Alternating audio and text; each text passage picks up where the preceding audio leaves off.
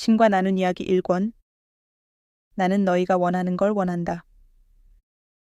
21부. 제가 직면하고 있는 일부 건강 문제들은 어떻게 해결할 수 있습니까? 저는 평생토록 지속되기에 충분할 만큼 심한 고질병들을 알아왔습니다. 왜 저는 지금까지도 그런 병들을 갖고 있는 걸까요? 이번 생애에서 말입니다. 우선 한 가지 점을 분명히 해두자. 너는 그 병들을 사랑한다. 아무튼 그 병들 대부분을.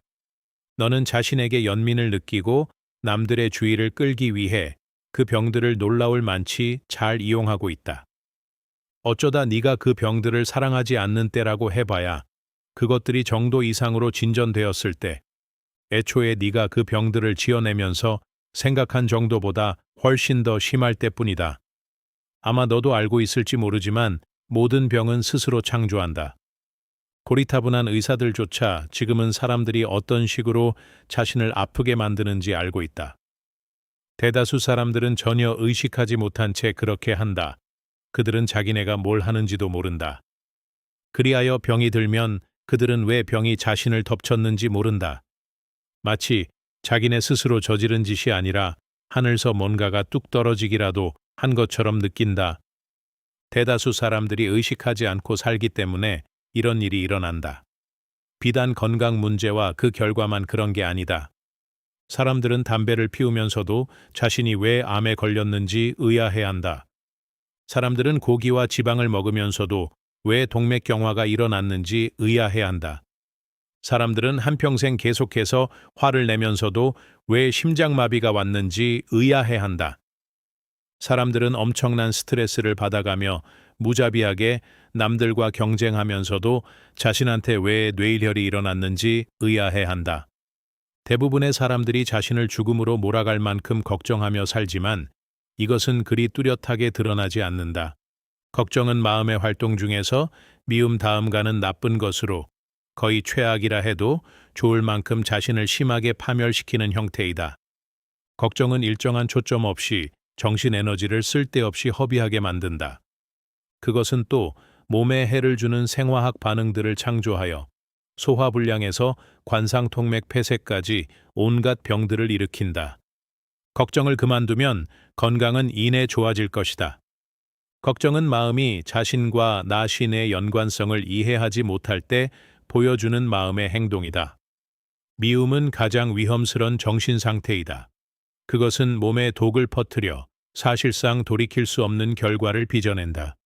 두려움은 너희의 모든 것에 맞서는 대립물이다. 따라서 그것은 너희의 정신 건강과 육체 건강에 대립하는 결과를 낳는다.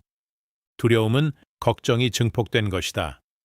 걱정과 미움과 두려움은 그 파생물들인 불안, 애달픔, 성마름, 탐욕, 불친절, 심판하기, 비난 따위와 함께 어느 것이나 몸세포들을 공격한다. 이런 조건에서 건강한 몸을 갖기란 불가능하다. 자만심, 방종, 욕심 같은 것들은 앞의 것들보다 다소 덜하긴 하지만 그래도 역시 신체의 질병이나 불편을 가져온다. 모든 병은 무엇보다 먼저 정신에서 창조된다. 어떻게 그럴 수 있죠? 남한테서 옮는 것들은요. 예를 들면 감기라든지 그리고 에이즈 같은 건요. 너희 삶에서 생각하지도 않았는데 어떤 일이 일어나는 경우는 절대 없다. 생각은 자석처럼 결과를 너희에게 끌어다 준다. 때로는 생각이 명료하지 않아서 나는 고약한 병에 걸릴 거야 라는 식의 확실한 원인 제공자로 나타나지 않을 수도 있다. 생각은 그보다 훨씬 더 미묘한 형태로 나타날 수 있다. 그리고 대체로 그렇다. 예를 들면 나는 살 가치가 없는 놈이야. 내 인생은 늘 엉망이야. 나는 실패한 인간이야. 신이 나를 벌하실 거야. 사는 것이 지겹고 신물이 나.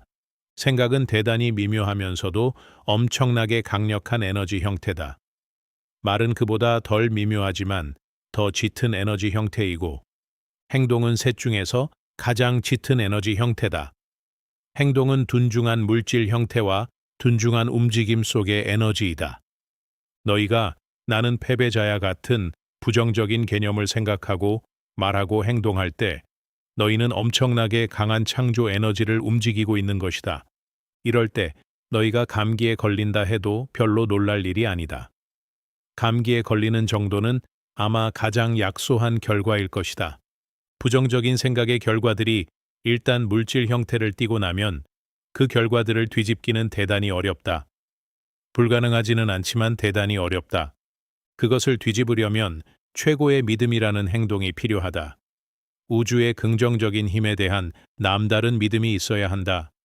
너희가 이 힘을 신이라 부르든 여신 혹은 부동의 동인, 원동력, 최초원인 혹은 그 밖에 어떤 딴 이름으로 부르든 상관없이 말이다. 치유자 힐러스들이 바로 이런 믿음을 지닌 사람들이다. 이것은 절대 앓에 전달되는 믿음이다. 치유자들은 너희가 바로 지금 이 순간 전체이고 완벽하고 완전한 존재들임을 알고 있다. 이 앓도 생각이다. 아주 강력한 힘을 지닌 생각이다. 그런 앓은 산도 옮길 만한 힘을 갖고 있으니 너희 몸의 분자들은 더 말할 나위도 없다.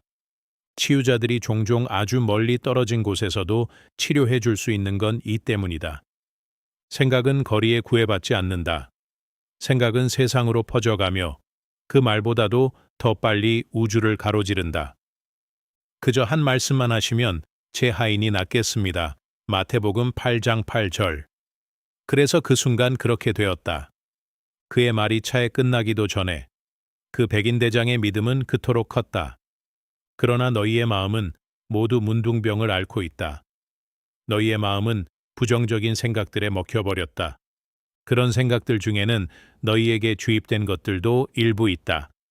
그러나 그중 상당수는 너희 스스로가 지어내거나 불러일으켰다. 그러고 나서 너희는 몇 시간이고 며칠이고 몇 주고 몇 달이고 심지어는 몇 년이고 그런 생각들을 지닌 채 즐긴다. 그리고는 자신이 왜 병들었는지 의아해한다. 네가 표현했듯이 너는 일부 건강 문제들을 해결할 수 있다. 네 사고방식의 문제들을 해결한다면. 그렇다. 너는 새로운 큰 문제들이 발전해가는 걸 막을 뿐 아니라 네가 이미 취득한, 스스로 부과한 조건들 중 일부를 치료할 수도 있다. 또 새로운 큰 문제들이 일어나는 걸 예방할 수도 있다. 그냥 네 생각을 바꾸기만 하면 된다. 그리고 신에게서 나오는 말치고는 너무 속되게 들려 이런 말을 하기는 싫지만 제발 자신을 잘 보살피도록 하라. 너는 자신의 몸을 함부로 굴린다. 몸에 뭔가 이상이 있지 않나 하는 의심이 들기 전까지는 전혀 신경을 쓰지 않는다. 너는 예방 차원의 몸 관리는 사실상 전혀 하지 않는다. 너는 몸보다는 차에 더 신경을 쓴다. 이 말은 전혀 과장이 아니다. 너는 정기 검진이나 연례 종합 건강진단, 의사가 처방해준 치료법이나 약들을 사용하여 너는 의사가 제안하는 처방대로 따르지도 않으면서 못하러 의사를 찾아가 도움을 청하는가?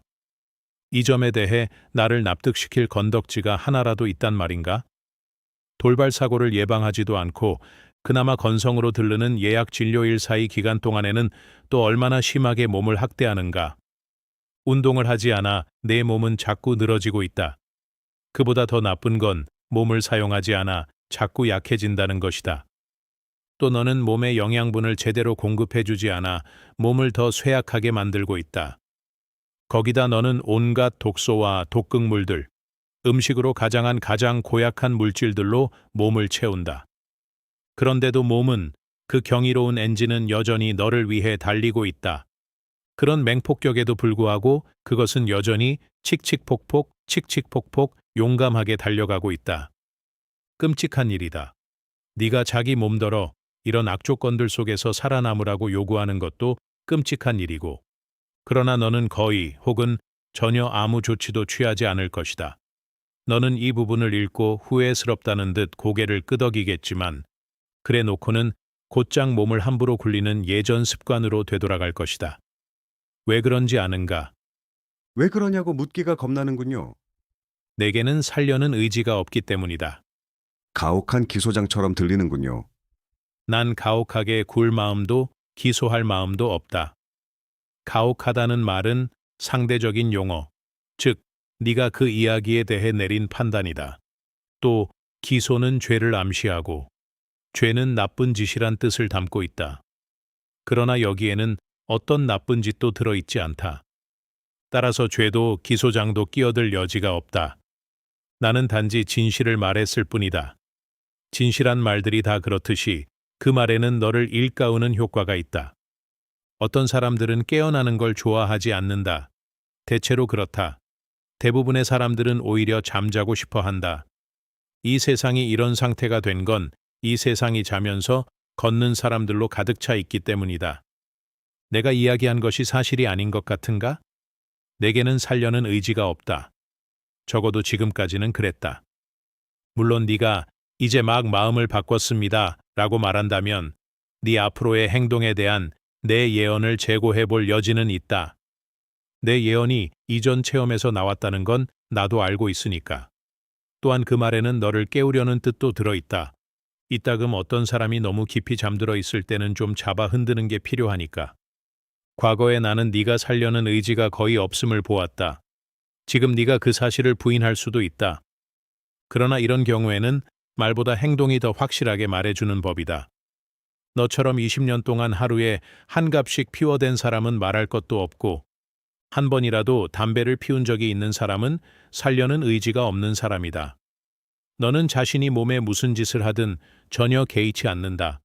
하지만 전 벌써 10년도 더 전에 담배를 끊었는데요. 20년 동안 몸을 잔뜩 혹사하고 나서야 끊었지. 그리고 한 번이라도 자기 몸속에 술을 들이붓는 사람은 살려는 의지가 거의 없는 사람이다. 저는 아주 적당한 정도로만 마십니다. 그 몸은 술을 마시라고 만들어진 게 아니었다. 그리고 술은 정신을 해친다. 하지만 예수도 술을 마셨는데요. 그는 결혼식에 가서 물을 포도주로 바꿨다고요. 그래, 누가 예수가 완전하다고 말하던가? 오, 맙소사. 말해봐. 나한테 짜증이 나지? 신에게 짜증을 내다니요. 천만에요. 그렇지 않습니다. 제 말뜻은요. 그게 어느 정도는 그냥 단순화일 수도 있다는 거죠. 그렇지 않습니까? 하지만 제 생각엔 우리가 이 문제를 좀 더 멀리까지 가져가 볼 수도 있을 것 같습니다. 저희 아버님은 저한테 뭐든지 적당히 하라고 가르치셨죠. 술에 관한 문제에서 저는 이 가르침을 따랐습니다. 적당히만 혹사당한 몸은 좀 더 쉽게 회복될 수 있다. 그러므로 네 아버지의 가르침은 나름대로 일리가 있다. 그렇지만 나는 애초에 내 주장을 고수할 것이다. 그 몸은 술을 마시라고 만들어진 게 아니었다. 하지만 알코올 성분이 든 약들도 있는데요. 너희가 약이라 부르는 것에 대해서 내가 어찌할 수는 없다. 그러나 나는 내 주장을 고수할 것이다. 당신은 정말 엄격한 분이로군요. 그렇지 않습니까? 보아라, 진실은 진실이다. 누군가가 약간의 술은 해롭지 않다고 말하고 지금 네가 그러하듯이 너희가 사는 대로의 삶의 맥락 속에 그 주장을 놓는다면 나로서는 그런 주장에 동의하지 않을 수 없다. 그러나 그런다고 해서 내가 말한 진실이 달라지는 건 아니다. 단지 너희가 그 진실을 무시하는 걸 허용해 주는 것일 뿐. 하지만 이걸 생각해봐라. 사람의 몸은 대체로 적으면 50살, 많으면 80살 정도에서 완전히 소모된다. 일부는 그보다 더 오래 버티긴 하지만 그 수는 그리 많지 않다. 또 일부는 그보다 더 빨리 기능을 멈추기도 하지만 그 수는 그리 많지 않다. 여기에 동의하느냐? 예, 물론입니다. 좋다. 이렇게 해서 우리는 논의를 위한 좋은 출발점을 마련한 셈이다. 그런데 좀 전에 내가 약간의 술은 해롭지 않다는 주장에 동의한다고 했을 때 나는 지금 너희가 사는 대로의 삶의 문맥 속에 그 주장을 놓는다면 이란 조건을 덧붙였다. 너도 알다시피 너희 인간들은 지금 사는 식의 삶에 만족하는 듯하다. 하지만 네가 이걸 알면 놀라겠지만 너희의 삶은 완전히 다른 방식으로 살도록 되어 있었다. 그리고 너희의 몸은 지금보다 훨씬 더 오래 지탱하게끔 설계되었다. 정말요? 그렇다. 얼마나 더 오래요? 무한히 오래. 그게 무슨 뜻이죠? 내 아들이여, 그건 너희의 몸이 영구히 포에버 지속되도록 설계되었다는 뜻이다. 영구이라고요. 그렇다. 그 말을 오래오래도록 포에버 모어로 읽도록 하라. 그러니까 우리가 결코 죽지 않을 존재였고 존재란 말씀인가요? 너희는 결코 죽지 않는다. 생명은 영원하다. 너희는 불면의 존재들이다. 너희는 결코 죽지 않는다. 너희는 그저 형태만 바꿀 뿐이다. 애초에 너희는 그것조차도 바꿀 필요가 없었다. 형태를 바꾸기로 결정한 건 너희였지 내가 한 건 아니다. 나는 너희의 몸을 오래오래 지속되도록 만들었다. 너는 정말로 신이 할 수 있었던 최고의 작품, 내가 지어낼 수 있었던 최고의 작품이 고작 6, 70년이나 80년 정도 버티다가 쓰러질 몸이었다고 생각하느냐? 그 정도가 내 능력의 한계라 생각하느냐? 그 문제를 꼭 그런 식으로 생각한 건 아닙니다만 나는 너희의 장대한 몸을 오래오래 지속되도록 설계했다. 최초의 인간들은 사실상 고통도 없고 오늘날 너희가 죽음이라 부르는 것에 대한 두려움도 모르는 몸으로 살았다.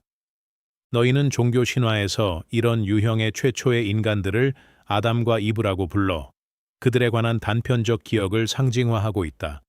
물론 실제로는 단 두 사람만이 아니라 더 많은 수였지만 내가 이 책에서 거듭 설명해 왔다시피 애초에 상대계의 물질인 몸의 모습을 하고 얻은 체험을 통해 너희 자신을 참된 자신으로 인식할 기회를 갖겠다는 발상은 멋진 너희 영혼들에게서 나왔다. 이 관념은 측정할 수 없을 만큼 빠르게 움직이는 모든 진동, 사고 형태의 속도를 늦추어 소위 몸이라는 물질까지 포함하여 물질들을 만들어내는 것으로 실현되었다. 생명은 오늘날 너희가 수십억 년이라 부르는 눈 깜짝할 찰나의 순간에 일련의 단계를 거쳐 진화했다. 그리고 그 성스러운 찰나 동안에 너희는 생명의 물인 바다에서 나와 육지로 들어섰고 이어 오늘날 너희가 지니고 있는 형상을 갖추었다.